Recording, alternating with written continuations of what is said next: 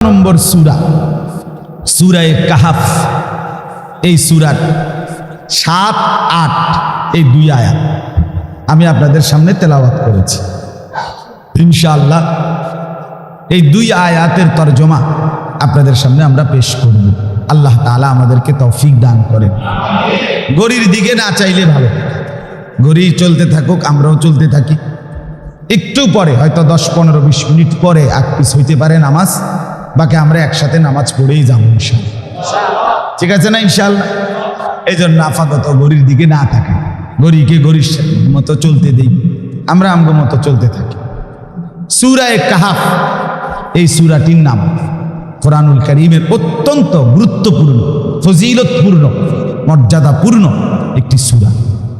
সূরা কাহাফ কোরআনুল কারীমের 18 নম্বর সূরা, 15 নম্বর পারা। এই সূরার অনেক ফজিলত, দারুণ ফজিলত, খুব সুন্দর ফজিলত। আমাদের প্রিয় নবী, আল্লাহর নবী সাল্লাল্লাহু আলাইহি ওয়াসাল্লাম ইরশাদ করেছেন, যে ব্যক্তি সূরা কাহাফ একবার তেলাওয়াত করবে, তার জমিন থেকে আসমান পর্যন্ত পুরাটা নূর আলোকিত হয়েছে।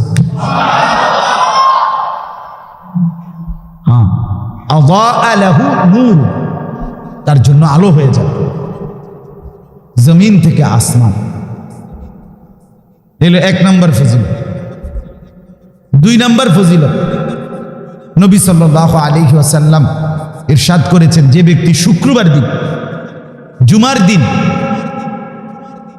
সূরা কাহাফ তেলাওয়াত করবে একবার, এই যে সূরাটা, আল্লাহ নবী সাল্লাল্লাহু আলাইহি ওয়াসাল্লাম, নবীজি সাল্লাল্লাহু আলাইহি সাল্লাম বলেন, তাকে আল্লাহ তাআলা 3টি পুরস্কার দান করেন। 1 নাম্বার এই আগেরটা যেটা বললাম, 1 নাম্বার হলো যে ব্যক্তি শুক্রবার দিন সূরা কাহাফ পড়বে, আল্লাহ তাআলা তার জমিন থেকে আসমান নূর আলোকিত করে দিবেন। এই আলো, এই রিওয়ায়াতের মধ্যে আছে যে এই আলো আল্লাহ তাআলা কিয়ামতের দিনও তার জন্য জ্বালিয়ে দিবেন। একটা গুরুত্বপূর্ণ কথা শুনেন, ফুলসেরাত পার হইতে হবে, এটা সবাই জানেন তো, ঠিক না? এটা নিশ্চিত তো। সিরাতু হাক্কুন, আহলে সুন্নাত ওয়াল জামাতের একটা আকীদা যে ফুলসেরাত যেটারে আমরা কই, এটা মূলত হলো সিরাত। আমরা এটা পরিভাষায় আমাদের লোক মুখে বলতে বলতে ফুলসেরাত হয়ে গেছে, এটা আত্মার রুহের মাগফিরাত হয়ে গেছে, বুঝছেন না? মানে পোল মানেই সিরাত, সিরাত মানেই পোল, বুঝছেন না? ওই মনে করেন একজনে বলছে যে জনগণ বুঝলো না পাবলিক কি জিনিস। এখন বলেন জনগণ বুঝলো না পাবলিক কি জিনিস মানে কি? জনগণ আর পাবলিক এক কথা না? কয়টি তুমি বুঝদা না, এটা পলিটিক্যাল রাজনীতি, এটা পলিটিক্যাল রাজনীতি। পলিটিক্যাল মানেই তো রাজনীতি, বুঝেন নাই কথাটা? তো অতএব জানাজার টাইম বলার পরে বলে যে অতএব মরহুমের জানাজায় শরীক হয়ে সকলকে আত্মার রুহের মাগফিরাত কামনা করার জন্য অনুরোধ করা হচ্ছে। এই যে আত্মা যেটা, এটাই রুহ, রুহ যেটা, এটাই আত্মা। এরকম হয় আর কি, এটা কোনো মানুষের একটা উচ্চারণ। তো পোল সেরাত শব্দটা মূলত একটা, হয় পোল নয় সেরাত, বুঝছেন নি কথা? কিন্তু আমরা এটা পরিভাষায় আমাদের এই উপমহাদেশে আমরা এটা বলে ফেলছে, এই জন্য এটা পোল সেরাত বলে। এখন এটা দিয়ে একটাই বুঝা, কোনো দুইটা বুঝায় না, কাজার অসুবিধা না। এটা যদি এমন দুইটা হইতো, এরকম হইতো, এমন না। তাইলে পোল সেরাত মানে সিরাত, এটা সত্য। হাসরের ময়দানে আল্লাহ তাআলা এই সিরাত কায়েম করবেন, প্রতিষ্ঠিত করবেন। কোরআনুল কারীমের মধ্যে আছে, আল্লাহ তাআলা বলেন, ওয়া ইম মিনকুম ইল্লা ওয়ারিদুহা, কোরআনের আয়াত। তোমাদের এমন কেউ হবে না, নবী বলো, রাসূল বলো, আউলিয়া বলো, সাহাবা বলো, ইমানদার বলো, বেঈমান বলো, কাফের বলো, মুশরিক বলো, যে কেউই হোক সে, আল্লাহ তাআলা বলেন ফুল সিরাত যেটা, এটা পার না হয়ে কেউ থাকবেন, প্রত্যেককেই এটা পার হতে। ওয়া ইম মিনকুম ইল্লা ওয়ারিদুহা, এমন কেউ হবে না। আল্লাহ বলেন সকলকেই এটা পার হতে, ইন এবং ইল্লা এই নফি ইস্তিসনা, অর্থাৎ পার হইতে হবে সবাইকে, সে নবী হোক, রসুল হোক, কিংবা সাধারণ মানুষ হোক, ইমানদার হোক কিংবা কি হোক, কাফির হইল। কি পার হইতে হবে বলেন? ফুলসেরা না, ফুলসেরাতে কোন অসুবিধা নেই, আমি এটা আপনাকে ঠিক করি না, এটা বুঝাইছি কথায়। এটা বলা যাবে না বা এটা বললে গুনাহ হইব এমন কিছু না, কথা বুঝছেন না? বলতে কোনো অসুবিধা নেই, কারণ এটা তো আপনি কোরআন শরীফ তেলাওয়াত করতেছেন না, আপনি এটা শব্দ বলতেছেন। যাই হোক, এরপরে এখন যেটার জন্য এটা বলতেছিলাম, এই যে ফুলসেরাত যেটা রাসূলুল্লাহ সাল্লাল্লাহু আলাইহি সাল্লাম এটার কয়েকটা বৈশিষ্ট্য বলছেন। এক নাম্বার, এটা অত্যন্ত ধারালো, তরবারির চাইতেও কি ধারালো। দুই নাম্বার, এটা অত্যন্ত সরু মানে চিকন, চুলের চাইতেও কি হবে চিকন। তিন নাম্বার, এই সিরাত যেটা ফুল সিরাত 30,000 বছরের রাস্তা। চার নাম্বার, এই সিরাতের দুই পাশে চিকন কেমনে হইবে সেটা আপনি হেনে গেলে দেখবেন, না বুঝলে আমার হেনে গিয়ে জিজ্ঞাসা, তখন আমি দেখাই দেব এই রুম। কথা বুঝেন নাই তো? এই সিরাত যেটা হবে ফুল সিরাত, আল্লাহ নবী সাল্লাল্লাহু আলাইহি ওয়াসাল্লাম বলেন এটার দুই পাশে রেলিং এর মতো, ব্রিজের যেরকম রেলিং থাকে এই রেলিং এর মতো দুই পাশে আংটা বিভিন্ন এই আপনার নৌকা নদী পথের লঞ্চ স্টিমার যেটা পারে গিয়া গাঁথে যে এরকম আংটা আছে না, হ্যাঁ, নোঙ্গর লাগায় যেটা নোঙ্গর, এই আংটার মতো না এগুলো, এরকম আল্লাহ নবী বলেন এই সিরাতের দুই পাশে, ফুল সিরাতের দুই পাশে রেলিং এর মতো এরকম আংটা থাকবে। আগুনের এই আংটাগুলো সামনে দিয়া মানুষদেরকে পার হইতে হবে। এই আংটাগুলো যেই মানুষটাকে টান দিয়া ধরে ফেলবে, আটকাইয়া ফেলবে, সে আর পার হইতে পারবে না, তাকে টাইনা হেসরাইয়া জাহান্নামে ফেলবে।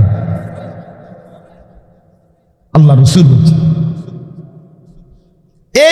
এটা তো হইল, তাইলে বুঝলেন চিকন, ধারালো, দীর্ঘ রাস্তা, দুই পাশে আগুনের আংটা, নোঙ্গর আংটা। এই অবস্থায় নবী বলেন এই 30,000 বছরের রাস্তা পার হইতে হবে। এখানে কেডা কেডা? সবাই। এই পুরাটা রাস্তা আল্লাহ নবী সাল্লাল্লাহু আলাইহি সাল্লাম বলেন সীমাহীন অমাবস্যার ঘুটঘুটে অন্ধকারের চাইতেও বেশি অন্ধকার থাকবে।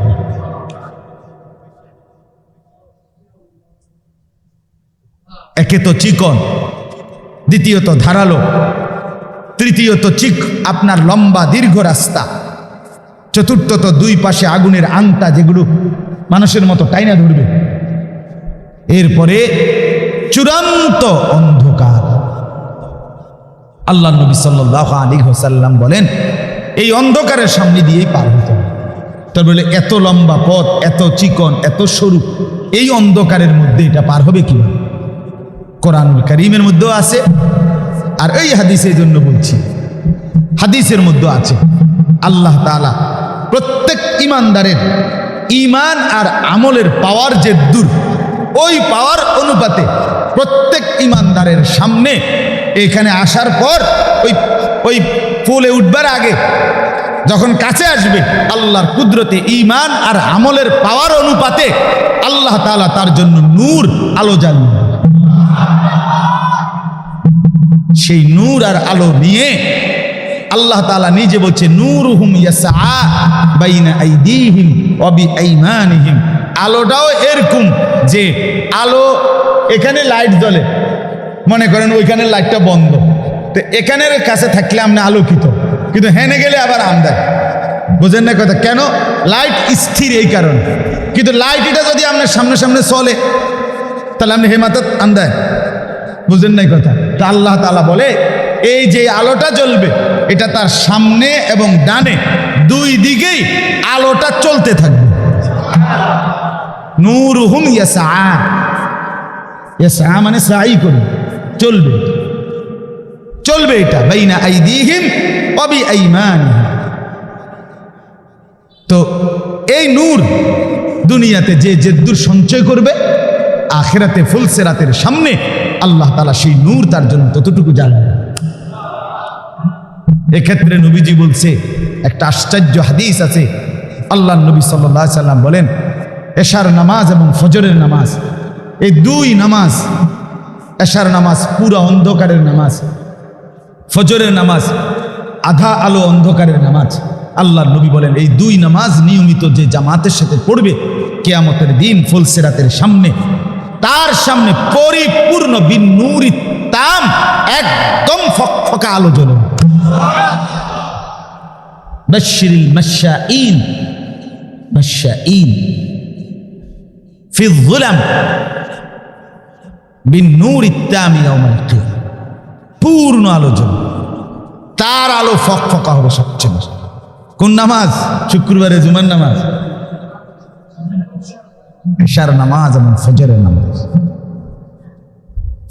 ফজরের নামাজ ইমানদারের নামাজ। ফজরের নামাজ না পড়ে না যে মুনাফিক, মুনাফিক। ছেলেদেরকে বলি, ফজরের নামাজ যারা দিনের পর দিন পড়ো না, নবী বলছে তুমি, তোমার পরিচয় রাসূল বলছে মুনাফিক। গোস্ত খাও মুসলমান হিসাবে, হাসরে জমা হবে মুনাফিক হিসাবে। কোরবানির গোস্ত খাইতে তার কোনো আলসেমি করছে না কেউ। আমি ইমানদার, আমি খাইতাম না, কি কেডা খাইব? মানে আল্লাহ আমাদেরকে মাফ করে দেন। চলেন তো, বলতেছিলাম ওই ফুলসিরাত, সেখানে এটা কি থাকবে? অন্ধকার। কিন্তু আল্লাহ তাআলার পক্ষ থেকে ইমানদারের জন্য সেখানে কি জ্বলবে বলেন? কি সবার আলো একরকম না, এবং আলোটা কোনো এরকম না যে ওই হেরা ডেকোরেটর ওনারা কি লাগাইছে আলো লাগাইছে, এটা না। আমনের আলো আমনের কাছে, যার যার আলো তার কাছে, যার ঈমান আমল যদ্দুর, তার আলোটাও জ্বলবে কি? এই জন্য সূরা কাহফ যে ব্যক্তি শুক্রবার দিন পড়বে, তো এটা তার জমিন থেকে আসমান পরিমাণ নূর হবে। এই আলোটা আল্লাহ তাআলা তার জন্য জমা রাখবে। ও ফুলসিরাতের সময় এই আলোটা তার কাজে না। 3 নাম্বার ফজিলত হইল, 2 নাম্বার, এটা 1 নম্বরের মধ্যে এই কথা 2টা, মানে জমিন থেকে আসমান নূর হবে, সেই নূর আল্লাহ তাআলা তাকে কিয়ামতের দিন প্রদান করবেন, উপকার হবে। 2 নাম্বার সূরা কাহফ তেলাওয়াতের ফজিলত হলো পরের শুক্রবার পর্যন্ত কয় দিন? 8 দিন। শুক্রবারে কয় দিন? 8 দিন। গ্রাম দেশের হিসাব আমরা মার ঘরে দেখতাম এমনি কইতো আজীবন, রবি আসতো সময় 9, মঙ্গলে 10, এমনি মারে দেখছি আজীবন। আমার আম্মা এমনি বুঝাইতো আগে, শুক্রে আসতে, শনিয়ে 9, রবিবারে যাবি কে 10, মা এমনি মিলাইতো। আমার মারে বলছি, মা আমার জন্ম তারিখ কখন, মানে আমি কোন সময় জন্ম নিছি আপনার মনে আসেনি। আমার আম্মারে বলছি, আমার আম্মা কয়, সকালে তোর নানি রাত ভাঙছে, সন্ধ্যায় তুই হয়েছে। আমার জন্ম তারিখ। হ্যাঁ, এটাই আমার মায়ে যেটা বলছে, এটা না তুমি কই লইব। আম্মা বলছে সকালে আমি কি হইছি, আর আমার নানি রাত ভাঙছে, সন্ধ্যায় আমি কি হইছি। হইলুনি আমার জন্ম তারিখ। নানিরে জিগাইলাম, নানু আমার জন্ম তারিখ। মায়ে কইছে সকালে আমি রাত ভাঙছে, বিকালে আমি জন্ম নিছি সন্ধ্যায়। আপনি রাত ভাঙছে কোন সময়, এটা আপনার মনে আছে? আমার নানি আমারে বলতেছে, তোর বড় মামা নানির যেদিন রাত ভাঙছে সেদিন আমার বড় মামা সরকারি চাকরি করতেন, তো তোর বড় মামা বদলি হইয়া চাঁদপুরে জয়েন করছে সেদিন। সেদিন দুপুরে, যেদিন সকালে কি ভাঙছে, নানি রাত ভাঙছে। গেলাম বড় মামার কাছে, হ্যাঁ আমি নিজে চেষ্টা করে বাইর করছি। পরে বড় মামারে কইলাম, মামা আপনার মনে আছে না আপনি চাঁদপুরে আপনি যখন বদলি হইয়া গেছেন, তখন আপনি এই কোন দিন সেটা? তখন মামা তো শিক্ষিত মানুষ, মামা পুরা টাইমটা বলছে 1981 সনের অক্টোবর মাসের, এতটুকু বলছে বাগিনা 25 কিংবা 26 তারিখ আমি চাঁদপুরে কি করছি, জয়েন করছি। এই হলো আমার জন্ম থেকে। বহুত কষ্ট করে কি করতেছে, নানি রাত ভাঙন লাগছে, মামারে চাঁদপুর বদ্যি করার লাগছে, এরপরে গিয়ে কি বাইরেছে। আল্লাহ নবী সাল্লাল্লাহু আলাইহি ওয়াসাল্লাম বলেন, এই শুক্রবার থেকে পরের শুক্রবার কয় দিন, 8 দিন, এই 8 দিন আল্লাহ তাআলা তাকে যেই কোনো রকমের ফিতনা থেকে, মুসিবত থেকে আল্লাহ তাআলা তাকে রক্ষা করবে। 3 নম্বর ফজিলত হইল, আল্লাহ নবী সাল্লাল্লাহু আলাইহি সাল্লাম বলেন, যে ব্যক্তি সূরা কাহফ তেলাওয়াত করবে শুক্রবারে, পরের শুক্রবার পর্যন্ত যদি দাজ্জাল বের হয় তো আল্লাহ তাআলা তাকে দাজ্জালের ফিতনা থেকে রক্ষা করবে। এই হলো সূরা কাহফের ফজিলত। আপনাদের শুনবার পরে দায়িত্ব হইল সুবহানাল্লাহ বলে আমগোর হাতে দায়িত্ব দিয়া দেওয়া, যে হুজুর খুব গুরুত্বপূর্ণ, আপনারা ফুলেন, ঠিক না? কথা বলেন না কেন? আপনাকেও কাজ করণীয়, সাধারণ মুসলমানের করণীয় হইল আমরা কান্দে উঠাই দেওয়া, নাকি সবাই পড়া? সবাই পড়াও। বিশেষ করে যারা ইতিমধ্যে আল্লাহর কোরআন পড়তে পারেন, আপনারা দয়া করে পড়ুন, চেষ্টা করবেন। যারা কোরআন শরীফ পড়তে পারেন ইনশাআল্লাহ বরকত হবে, জিন্দেগির বড় বরকত হবে, অনেক বড় উপকার হবে। সূরা কাহফ তেলাওয়াত করলে আল্লাহ তাআলা এই বরকত দান করবেন। এবার আসেন আরেকটা ফজিলত বলি, সেটা হলো এই সূরা কাহফ আমাদের নবী সাল্লাল্লাহু আলাইহি ওয়াসাল্লাম এই সূরাটাকে 3টা ভাগ করছে। কয়টা ভাগ? এক ভাগে প্রথম 10 আয়াত, আরেক ভাগে শেষের 10 আয়াত, আরেক ভাগে পুরা সূরা। তো পুরা সূরার ফজিলত বললাম এতক্ষণ। এখন বাকি আছে প্রথম 10 আয়াত এবং শেষ 10 আয়াতের ফজিলত। আল্লাহর নবী সাল্লাল্লাহু আলাইহি ওয়াসাল্লাম হযরত আবু দারদা রাদিয়াল্লাহু তাআলা আনহু থেকে বর্ণিত, নবীজি সাল্লাল্লাহু আলাইহি ওয়াসাল্লাম বলেন, যে ব্যক্তি সূরা কাহফের প্রথম 10 আয়াত মুখস্থ করবে, পড়বে, মান হাফিজা 10 আয়াতিন মিন আউয়ালি সূরাতিল কাহফ উসিমা মিনাদ দাজ্জাল। যে ব্যক্তি সূরা কাহফের প্রথম 10 আয়াত পড়বে, মুখস্থ করবে, তেলাওয়াত করবে নিয়মিত, আল্লাহ তাআলা তাকে দাজ্জাল থেকে বাঁচিয়ে দিবেন, নবীজি বলছে। আরেকটা হলো ওই শেষের 10 আয়াত, এটারও সেম ফজিলত। নবীজি বলেন, মান কারা আল 10 আল আওয়াখির মিন সূরাতিল কাহফ উসিমা মিন ফিতনাতিদ দাজ্জাল।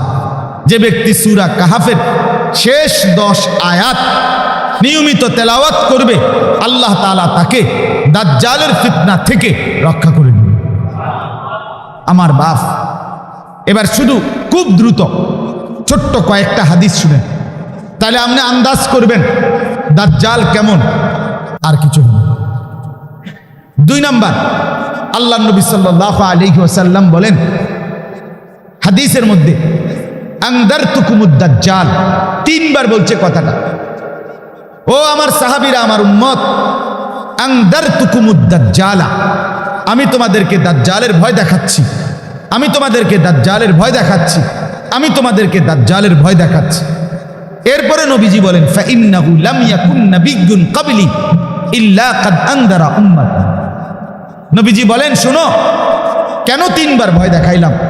কয় যে আমার আগে এমন কোন নবী পৃথিবীতে যায় নাই, যত নবী আমার আগে পৃথিবীতে আসছে এবং অতিবাহিত হয়েছে, প্রত্যেক নবী তাদের উম্মতকে দাজ্জালের ব্যাপারে ভয় দেখাইছে।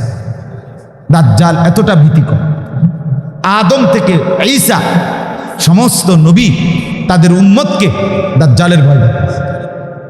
সবাই বলছে দাজ্জাল থেকে বাঁচো, দাজ্জাল থেকে বাঁচো, দাজ্জাল থেকে বাঁচো।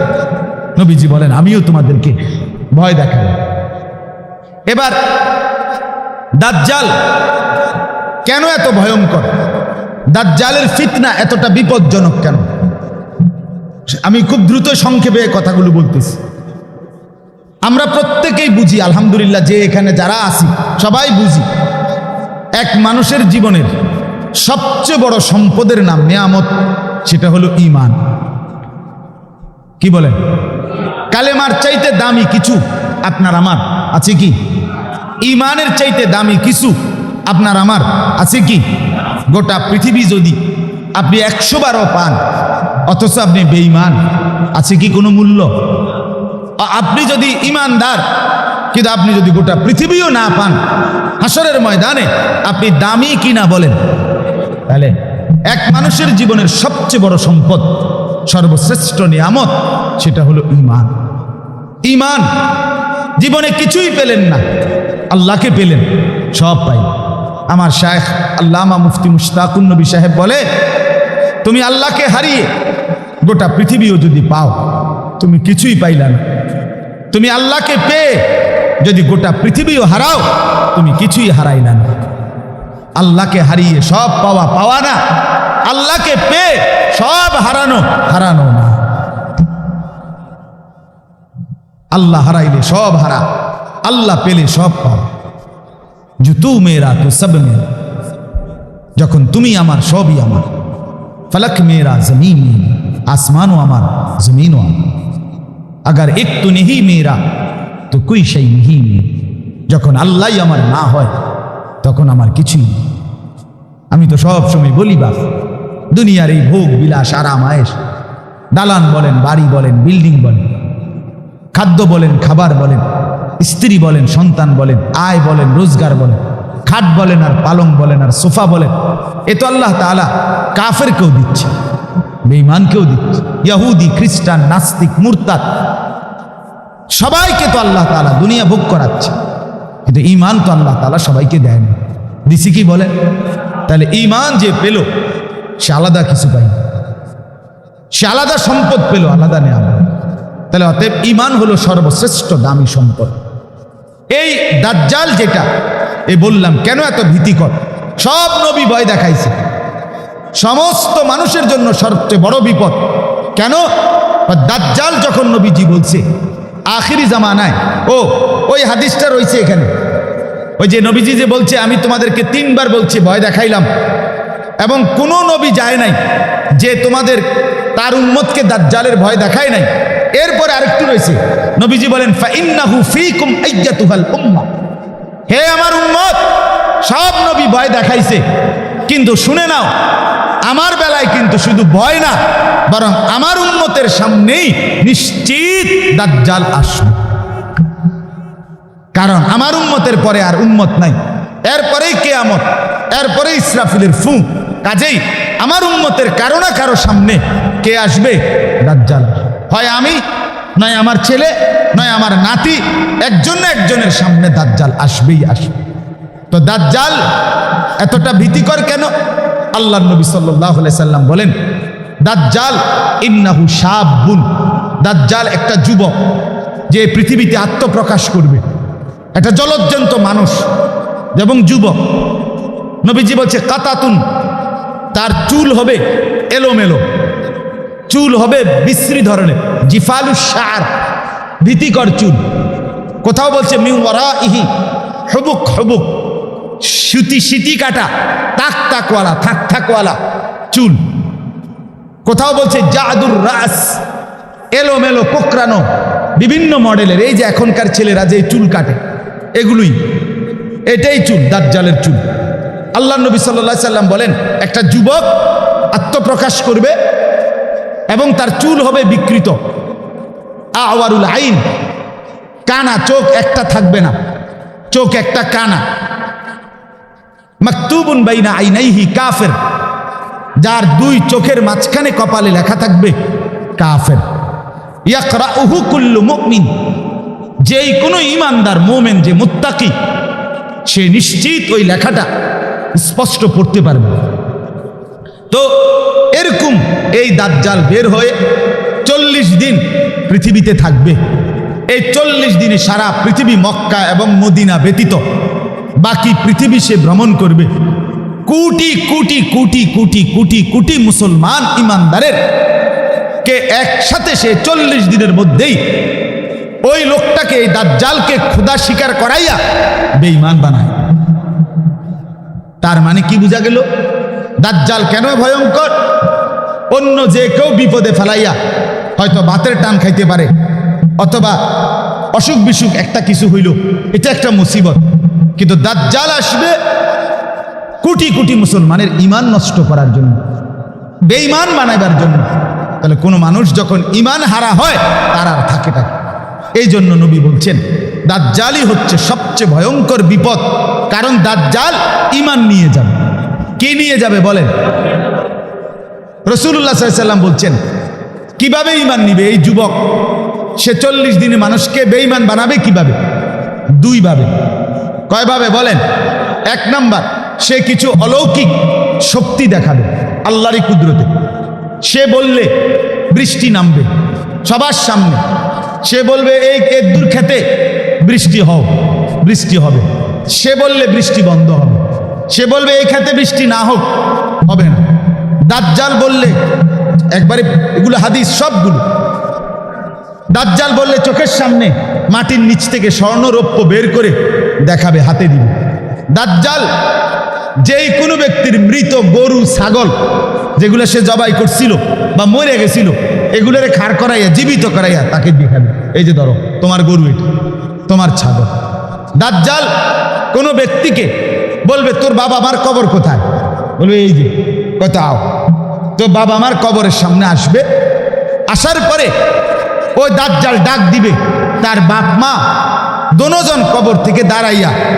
সে বলবে, এই বাপ মা বলবে ফুতেরে, ফুত এটাই তোর খোদা, এর মাইনা হত্যা করে কল্লা ফালাইয়া আবার লোকটাকে জীবিত করে দেখাবে। দাজ্জাল বললে নদীতে পানি বইবে, খালে পানি বইবে। দাজ্জাল বললে সাথে সাথে শুকাইয়া যাবে। আচ্ছা বলেন, এগুলো কেউ একজন মানুষের মধ্যে যদি এরকম 15-20টা আইটেমের শক্তি দেখে, কি পরিমাণ মানুষ বেসামাল হয়ে যাবে?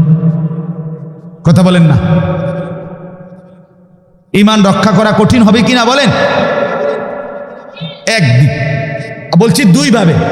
আরেকটা হলো নবীজি সাল্লাল্লাহু আলাইহি সাল্লাম বলেন দাজ্জাল আগমনের আগে পৃথিবীতে 3 বছর দুর্ভিক্ষ থাকবে। 3 বছর দুর্ভিক্ষ থাকবে। কি থাকবে? দুর্ভিক্ষের কারণে মানুষ, 3য় বছর আসমান থেকে 1 ফোঁটা বৃষ্টি হবে না, জমিনে ফসল উঠবে না। নবীজি বলেন ঘর বাচ্চা বিবি পরিবার নিয়ে মানুষ যখন চিৎকার হাহাকার করবে 3 বছরের টানা দুর্ভিক্ষে, ফায়াখরুজুদ দাজ্জাল, দাজ্জাল তখন বের হবে। দাজ্জালের কাছে তখন জিবালু খুবজিন, রুটির পাহাড় থাকবে। জিবালু লাহমিন, গোশতের পাহাড় থাকবে। ওয়া নাহরুম মিন মাইন, পানির নহর থাকবে। আল্লাহর নবী বলেন রুটি, গোশত, পানি, এই 3 জিনিস হিউজ পরিমাণ, পর্যাপ্ত পরিমাণ নিয়ে দাজ্জাল তার বাহিনীকে সাথে নিয়ে সারা পৃথিবী ঘুরে বলবে যার যত খাদ্য খাবার দরকার আমার থেকে নেও, বিনিময়ে শুধু আমাকে খোদা মেনে নাও। ডাকে জিজ্ঞাসা করবে তা'লামু আন্নী রাব্বাক, তুমি কি মেনে নিচ্ছ, বুঝে নিচ্ছ যে আমি তোমার খোদা? ক্ষুধার্ত মানুষ, যার বিবি ক্ষুধার্ত, কোলের বাচ্চা ক্ষুধার্ত, যার ছেলে মেয়েরা চিৎকার করছে, এই অবস্থায় লোকটা কতক্ষণ সহ্য করবে? কথা বলেন না? কথা বোঝেন নাই আমার? করোনার 4 মাসের লকডাউনের কথা মনে নাই? 4 মাসের লকডাউনে কেমন হয়েছিল আমাদের হালাত, যখন চতুর্দিকে খাদ্য পানীয় খাবার, যখন মানুষের আয় রোজগার বন্ধ ছিল। মাত্র 4 মাসে আমাদের হালাত কি হয়েছিল, সেটা যদি 3 বছর হয়। এবং আল্লাহর নবী বলছে অতএব সন্দেহ করার সুযোগ আছে তো? কথা বলেন না কেন? হায় আল্লাহ! এই দুইভাবে, এক হলো কিছু কি দেখাবে, শক্তি দেখাবে, আরেক হলো ক্ষুধা এবং দারিদ্রতার দুর্ভিক্ষের সুযোগ নিয়ে খাদ্য পানীয় খাবার দিয়ে বেঈমান বানাবে। এই দুইভাবে। তাহলে আল্লাহর নবী এই জন্য বলছে আমার উম্মত, একে তো সে ঈমান নিয়ে যাবে, দ্বিতীয়ত দারিদ্রতার সময় আসবে, অভাবের সময়, তৃতীয়ত শক্তি দেখাবে, অলৌকিক শক্তি।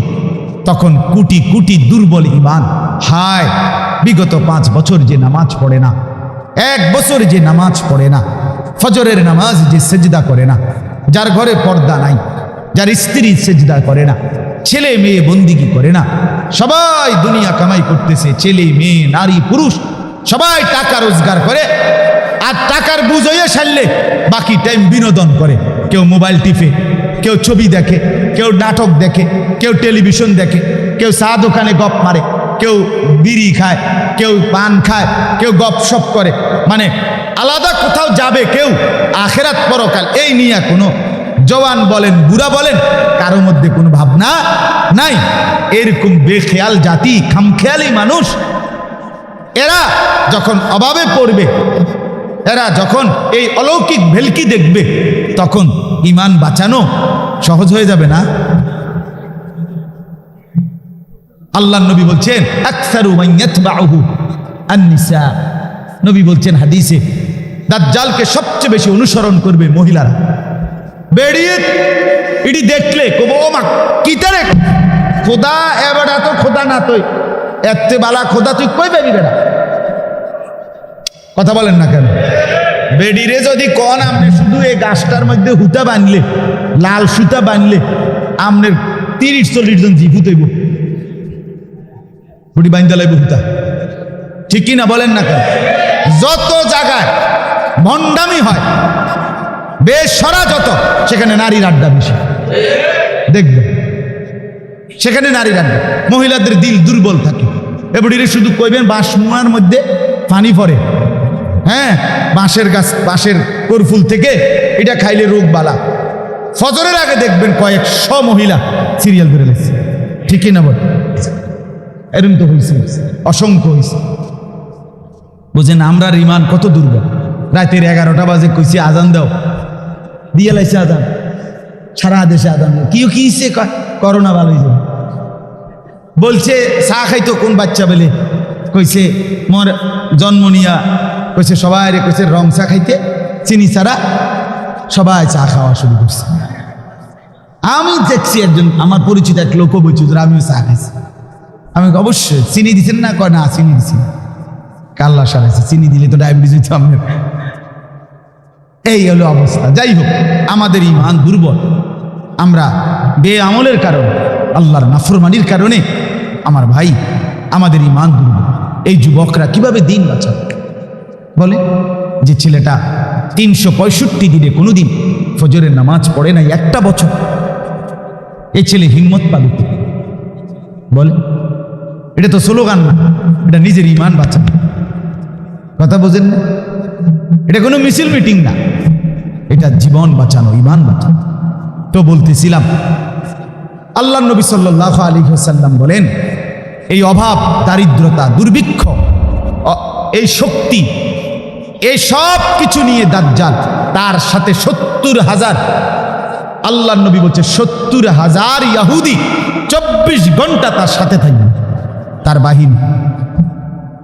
এই বিশাল বাহিনী নিয়ে দাজ্জাল যখন মানুষকে বলবে ঈমান দাও, দুনিয়া নাও, যা লাগবে নাও, বিনিময়ে কি দিয়ে দাও, মানুষ ঈমান হারায়। এই জন্য নবী বলছে উম্মত এটা হবে, এটা হবে, এটা হবে, কোনো সন্দেহ নাই। কারণ আগের নবীর উম্মতদের আমলে চলে গেছে, এখন একমাত্র এই পৃথিবীতে আছি শুধু আখিরি নবীর উম্মত আমরা, ঠিক কিনা বলেন? এখন হতে পারে আমি কবরে চলে গেলাম, মনে করেন আমার ছেলের সামনে আসলো, আমার নাতির সামনে বের হইল, তো আমি কি চাইবো আমার ছেলে, নাতি, বংশধর তারা জাহান্নামী হোক? কথা বলেন না? তাইলে বলে, তাইলে বলে। এই জন্য আশ্চর্য হাদিস মাহবুব সাহেব শুনেন, আমি নিজে পড়ছি, রাসূলুল্লাহ সাল্লাল্লাহু আলাইহি ওয়াসাল্লাম বলেন দাজ্জাল কখন বের হবে? নবীজি বলছেন লা ইয়াখরুজুদ দাজ্জাল হাত্তা ইয়াদহালান নাসু যিকরাহু। লোকেরা যখন দাজ্জালের আলোচনা ভুলে যাবে তখন দাজ্জাল বের হবে। ওয়া হাত্তা তাতরুকাল আইম্মাতু যিকরাহু আলাল মানাবির। নবী বলেন ইমাম সাহেবরা মিম্বরের মধ্যে যখন দাজ্জালের আলোচনা বলতে ভুলে যাবে তখন দাজ্জাল বের হবে। এই আলোচনা হবে না, তখন সবাই শুনবে না এগুলো, কি কয় না কয় হুজুর, নগদ লইয়াই বাসি না, বাহির খবর লইয়া বইয়া দিছে, বুঝলেন না কথা? চালাক মানুষ আছে না, বেটকে এই বিড়ি খাবি না, বেড় ওটা তো ফতুয়ার চড়ে উড়াইয়া দিব, রাখ বেড়া কোনাকার কি লইয়া বইয়া দিছে, হুজুররা, বুঝছেন না? এই জন্য আল্লাহ নবী বলছেন মানুষের মধ্যে এই আলোচনা ছুটে যাবে। এখনো বলেন আমি যে বললাম, শতকরা আমরা কয়জন মুসলমান জানি, কয়জন মুসলমান খবর রাখি? আচ্ছা, ওই যে একটু আগে বলছি হযরত আব্দুল্লাহ ইবনে আব্বাস রাদিয়াল্লাহু তাআলা আনহুমা বলছে নবী আমাদেরকে সূরা যেমনি মুখস্থ করাইছে, দোয়া এমনি মুখস্থ করাইছে। এই হাদিসের মধ্যে আছে নবীজি, আব্দুল্লাহ ইবনে আব্বাস বলে কোন দোয়াটা নবী আমগরে সবচেয়ে বেশি গুরুত্ব দিয়ে শিখাইছে বলি? ওই সাহাবী বলছে, আব্দুল্লাহ ইবনে আব্বাস বলেন দোয়াটা হলো এইটা, নবীজি 5 ওয়াক্ত নামাজের পরে আমাদেরকে বলছে পড়তে গুরুত্ব দিয়া, আল্লাহুম্মা ইন্নী আউযু বিকা মিন আযাবি জাহান্নাম ওয়া আউযু বিকা মিন আযাবিল কবর ওয়া আউযু বিকা মিন ফিতনাতিল মাসীহিদ দাজ্জাল ওয়া আউযু বিকা মিন ফিতনাতিল মাহইয়া ওয়াল মামাত। আল্লাহ, আপনি আমাকে জাহান্নামের আযাব থেকে বাঁচান, কবরের আযাব থেকে বাঁচান, দাজ্জালের ফিতনা থেকে বাঁচান, জীবন মৃত্যুর মুসিবত থেকে বাঁচান, ফিতনা। এই দোয়া নবীজি আল্লাহর কসম আম্মা জান আয়েশা রাদিয়াল্লাহু তাআলা আনহা বলেন 5 ওয়াক্ত নামাজের পরে নবীজি নিজে এই দোয়া করতেন।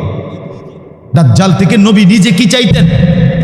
পানাহ চাইতেন, আশ্রয় চাইতেন। অতএব আজকে আপনাদেরকে সময় লাগাইলাম অনেকক্ষণ, কিন্তু এই কথা বুঝায় বললাম এই সূরা তেলাওয়াত এর বরকতে আল্লাহ তাআলা দাজ্জালের মতো এত ভয়ঙ্কর বিপদ থেকে আমাদেরকে বাঁচাবেন। তাহলে পড়া উচিত কিনা বলেন?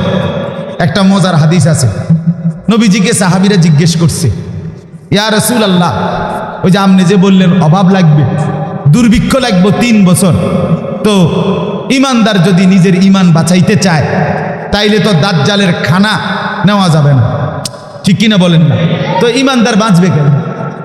ফামা তুআমুল মুমিনিনা ইয়াওমাইদিন। নবীজিকে জিজ্ঞেস করছে সাহাবীরা, ইয়া রাসূলুল্লাহ, তাইলে সেই সময় ইমানদারের খাবার কি হবে? সুবহানাল্লাহ। নবীজি বলেন ইমানদারের খাবার হবে তা ফেরেশতারা বাঁচে যা দিয়ে, মা ইউজজিউ বিহিল মালাইকা, ফেরেশতাদের জন্য যেটা দিয়ে যথেষ্ট হয় ইমানদারেরও তা দিয়েই যথেষ্ট হবে। সেটা কি? সেটা হলো সুবহানাল্লাহ, আলহামদুলিল্লাহ, আল্লাহু আকবার, লা ইলাহা ইল্লাল্লাহ। এই জিকির ইমানদার জিকির করবে, এই জিকির তার খাবারের চাহিদা পূরণ করবে। মজার একটা সলিউশন পাওয়া গেল না? দারুণ একটা সমাধান। ইমানদারের খাবার চাহিদা মিটে যাবে আল্লাহ তাআলার জিকিরের বরকতে। ফেরেশতাদের খাবার কি? আল্লাহর জিকির, আল্লাহর জিকির। তো দাজ্জাল থেকে বাঁচার জন্য বেশি বেশি আল্লাহর জিকির করতে হবে, কোরআনুল কারীম তেলাওয়াত করতে হবে, নিয়মিতই নামাজে অভ্যস্ত থাকতে হবে। আপনি যদি বলেন হুজুর এটি তো আমরা করতে আমরা শুনছি, যখন বুঝবো যে এতে দাজ্জাল তো যাইতাম না। আপনি আম করতে এটা শুনছেন না যে টেলিভিশন দেখুন গুনাহ, তো আমরা চান যে কথা বুঝেন না? আপনি তো আমগর থেকে এটাও শুনছেন যে বেডি সাউন্ড গুনাহ, তা আপনি যখন নাটক সিনেমা দেখেন বোঝা গেল গুনার থেকে বাঁচবার জন্য আগের থেকে ধারাবাহিক মেহনত ছাড়া হুট করে আপনি বাঁচতে পারতেন না। এটার জন্য লাগাতার কি লাগবে? মেহনত, লাগাতার ইবাদত, আমল লাগবে, ঈমান লাগবে। এই জন্য ইসলাহি মজলিসের মাধ্যমে ওলামায়ে কেরাম ফিকির করে, কখনো জুমার বয়ানে, কখনো বড় মাহফিলে, কখনো মসজিদে ঘুরে ঘুরে আপনাদেরকে এই আল্লাহর কথাগুলোই পৌঁছাই। আলহামদুলিল্লাহ, এখানকার ওলামায়ে কেরাম আপনাদের জন্য চেষ্টা করে। আমারে আপনার কয়বারে ঘুরাইতে আছে, আমি কইলাম আপনারা আমারই ফাইলেন, হ্যাঁ, আর আমিও সোজা কি করা, তো যাক মিল্লা জিল্লা চলো না, আমাদের দেশে কয় মিল্লা জিল্লা কুমিল্লা, তাও এই হালাত। কিন্তু আসলে ফিকির এটা, আপনাদেরকে আল্লাহর কথা শুনিয়ে আখিরাত পরকালের সুন্দর করার জন্য এই ইসলাহি মজলিস, এই ইত্তেহাদুল উলামা, এখানে মেম্বার চেয়ারম্যান, এখানে আপনাদের ধান গম, এখানে আপনাদের চাল ডাল ছিনিয়ে নেওয়ার জন্য না, বরং আপনাদের আখিরাত আর পরকালের সাজিয়ে দেওয়ার জন্যই এই ইত্তেহাদুল উলামা, এই ইসলাহি মজলিস। বলেন আলহামদুলিল্লাহ। আল্লাহ তাআলা শুধু এই তরজমাটা বলি 2টা আয়াতের। আল্লাহ তাআলা বলেন ইন্না জাআলনা মা আলাল আরদি জিনাতাল লাহা, খুব সুন্দর কথা আল্লাহ বলছে, বান্দা শোনো, এই দুনিয়ার চতুর্দিকে ডানে বামে উপরে নিচে তুমি যা কিছু দেখছো আমার দুনিয়ায়, সবগুলো আমি আল্লাহ বানিয়ে দুনিয়াটাকে সৌন্দর্য করেছি। জিনাতাল্লাহ, দুনিয়ার সৌন্দর্য শোভা আমি আল্লাহ তাআলা সাজিয়েছি, গাছ দিয়ে, মাছ দিয়ে, ফুল দিয়ে, ফসল দিয়ে, নদী দিয়ে, পাহাড় দিয়ে, আসমান দিয়ে, চন্দ্র দিয়ে, সূর্য দিয়ে, আলো দিয়ে, বাতাস দিয়ে, রৌদ্র দিয়ে, বৃষ্টি দিয়ে, রাত দিয়ে, দিন দিয়ে। হ্যাঁ, আমি আল্লাহ তাআলা পৃথিবীটাকে কি করছি? কেন? আল্লাহ বলেন লিনাবলুয়াহুম আইয়ুহুম আহসানু আমালা, আমি পরীক্ষা করার জন্য তোমাদেরকে, তোমাদের কার কার আমল কতটা সুন্দর, কতটা সুন্দর। শুধু দুনিয়া ভোগ করবা এই জন্য না বান্দা, দুনিয়ায় আমি পাঠিয়েছি, সাজিয়েছি পরীক্ষা করার জন্য। পরীক্ষা করছি, আমি পরীক্ষা করছি কে কে আমল সুন্দর করছো আখিরাতের জন্য, পরকালের জন্য। দুনিয়া সাজাচ্ছ, এখনই করছো আমল, এটা দেখার জন্য আমি আল্লাহ দুনিয়া সাজিয়েছি। অতএব আমরা পরীক্ষার হলে আছি, আর এটাই নিয়ম। পরীক্ষার হলে যেই হুজুর কিংবা যেই স্যার ওই বিষয়টা পড়াইছে, উনি নিজে গার্ড দেওয়ার পরেও উনার চোখের সামনে উনার বিষয়, উনার ছাত্র ভুল লেখার পরেও উনি কিছু বলে না। কেন? পরীক্ষার হল। কেন? এটা কি বলেন? রেজাল্টের দিন ফয়সালা হবে, কিন্তু এখন কি বলে না। এই জন্য আল্লাহ তাআলা বলেন, বান্দা পরীক্ষার হলে রাখছি এই কারণে, এখন যে তুমি মিথ্যা বলো, চুরি করো, জিনা করো, বেবিচার করো, নারীর ছবি দেখো, নাটক, সিনেমা, অবৈধ উপার্জন, সুদ, ঘুষ, মিথ্যা, ধোঁকা, প্রতারণা, কত রকমের সিটারি বাটফারি করো রে। তুমি কি মনে করছো বান্দা আমি তোমার লগে কুলাইতারি না? আসলে কি তা দের বুড়িয়া বেডা আপনার লগে খোদায় পারে না নাকি? আপনার মাত বুড়ি দেখলে তো এটাই মনে হয়। কথা বলেন, ছেলে পেলেদের হাঁটা চলা দেখলে হিতে মনে করে সেই একমাত্র পৃথিবীর বাদশাহ। তার দাদাই আছিল দিল্লির সম্রাট, আর তার বড় আব্বা ছিল মানে আরো বড় সম্রাট। কথা বুঝেন না? চলাফেরা দেখলে মনে হয়। আল্লাহ তাআলা বলেন, আরে বান্দা পরীক্ষার হল, পরীক্ষার হল দেখে কিছু বলি না, কিন্তু রেজাল্টের দিন হাসরের মাঠে প্রতি ইঞ্চি সুতা, এক এক নিঃশ্বাস আমি আল্লাহ ফয়সালা করব, বিচার করব, বিনিময় দেব। অতএব ইন্না জাআলনা মা আলাল আরদি জিনাতাল লাহা লিনাবলুয়াহুম আইয়ুহুম আহসানু আমালা। আল্লাহ বলেন, বান্দা আমি দুনিয়ার মধ্যে যা কিছু আছে সব কিছু দিয়ে দুনিয়া সাজিয়েছি তোমাদের পরীক্ষা করার জন্যে, কার আমল কতটা সুন্দর। যেদিন পরীক্ষার টাইম 3 ঘন্টা শেষ হয়ে যাবে, সেদিন আল্লাহ বলেন ওয়া ইন্না লাজাইলুনা মা আলাইহা সাঈদান জুরুজা। 3 ঘন্টা পরীক্ষার টাইম শেষ হয়ে গেলে অচিরেই আমি আল্লাহ একদিন এই সুন্দর সাজানো বাগান, সাজানো জমিন, সাজানো এই দুনিয়া আমি আল্লাহ তাআলা একেবারে ধুধু মরুভূমির মতো সমতল জমিন বানিয়ে ফেলবো। একদিন ইসরাফিলকে ফু দিতে বলবো, একটা ফু দিবে ইসরাফিল, আসমান ভেঙে ফেলবো, জমিন উড়িয়ে ফেলবো, পাহাড় সমান করে ফেলবো, নদী আর খালের পানিগুলো শুকিয়ে ফেলবো, গাছপালা তরুলতা সব কিছু আমি আল্লাহ একদম সমান করে জমিনটাকে সমতল ভূমি বানিয়ে দেব। অতএব এগুলো সাজাইছি আমি, অচিরেই আমি আল্লাহ একদিন এগুলোকে একদম নিশ্চিহ্ন করে এটাকে ধুধু একটা সমতল মরুভূমি বানায় দেব। আর এই মাঠের উপরেই হাসরের মাঠ কায়েম। হাসরের মাঠ কোনানে জানেন আপনারা? এই রে, বুঝছেন না? আরে বুঝেন নাই আমার কথা? এ আপনার বাড়ি জানে হাসরের মাঠে না, এ আপনাকে গ্রামে হাসরের মাঠ, আপনাদের এই ইউনিয়নে হাসরের মাঠ, অর্থাৎ এই জমিন পুরাটাই এটাই হাসরের মাঠ। আল্লাহ তাআলা এটাকে হাসরের মাঠ বানান। কেমনে বলে? তো মানুষ, আগের মানুষ সব মিল্লা দাঁড়াইলে জায়গা হইব না, এই জন্য আল্লাহ বলে রাখছে ওয়া ইদাল আরদু মুদ্দা, জমিনটাকে আমি টেনে লম্বা করে প্রশস্ত করব, যে দূর দরকার এদ্দুর, কিন্তু এটাই হবে হাসরের মাঠ। এটাই অতএব দয়া করে পরীক্ষার হলে আছেন, আল্লাহ তাআলা ছেড়ে দিচ্ছে এখন, কিন্তু আল্লাহ তাআলা চূড়ান্ত ভাবে হাসরের মাঠে নিয়ে আমাদের ফয়সালা করবে কিনা বলেন। অতএব দয়া করে আজকের এই কথাগুলোর খোলাসা কি? এক নাম্বার কথা হলো দোয়া শিখা, দোয়া করা, মনে আসেনি? 2 নাম্বার কথা হলো সূরা কাহাফ তেলাওয়াত করা। কেন? দাজ্জাল থেকে বাঁচার জন্য, আল্লাহর দয়ায়। 3 নাম্বার ধারাবাহিকভাবে নিজেকে ঈমান আমলের উপরে চালু রাখা, তাইলেই সম্ভব হবে যত বড় ফিতনা থেকে বাঁচা, আর তাইলেই সম্ভব হবে হাসরের ময়দানে পরীক্ষার ফলাফলে কামিয়াব হওয়া। আমরা বলার চেষ্টা করেছি, আমরা আমাদের হৃদয় দিয়ে আপনাদেরকে বলেছি, ওলামায়ে কেরাম আয়োজন করছে আপনাদেরকে শোনাবার জন্য।